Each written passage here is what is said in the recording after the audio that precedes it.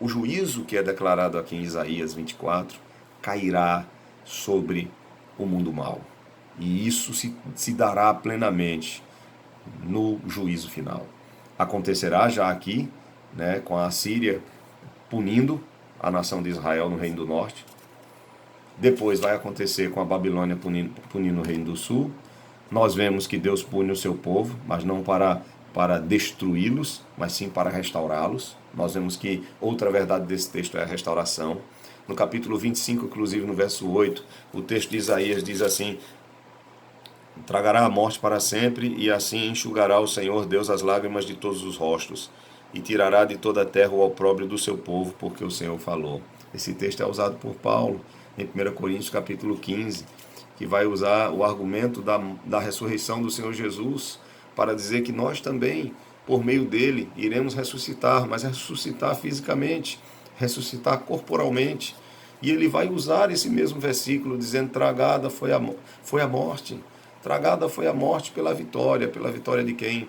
De Jesus Cristo, nosso Salvador. Jesus Cristo morreu e ressuscitou e venceu a morte. Ele morreu em nosso favor, ele assumiu a nossa culpa, assumiu os nossos pecados, ele morreu por nós.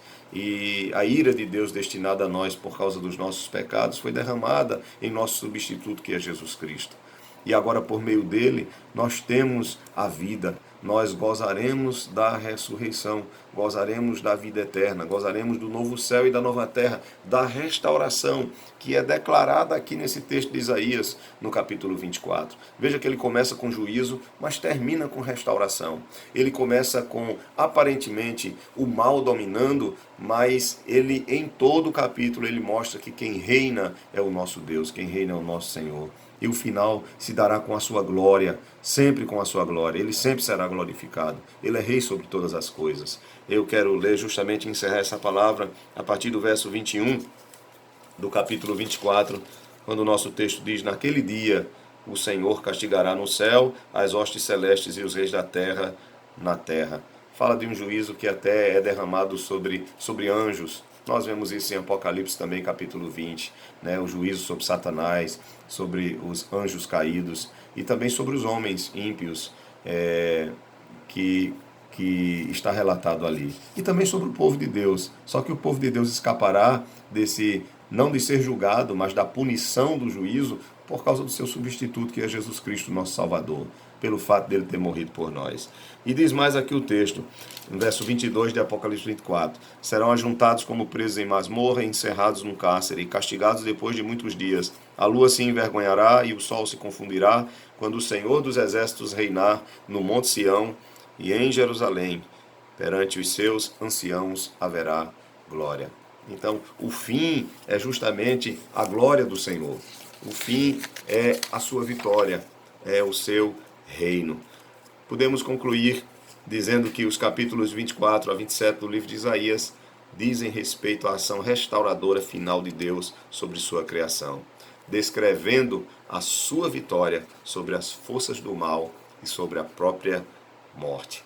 Esses textos, eles falam justamente de uma realidade e de uma intervenção sobrenatural de Deus, que é algo tão radical, tão maravilhoso, que só pode ser adequadamente descrito nos termos simbólicos que nós vemos aqui e que nós vamos ver também no livro de Apocalipse.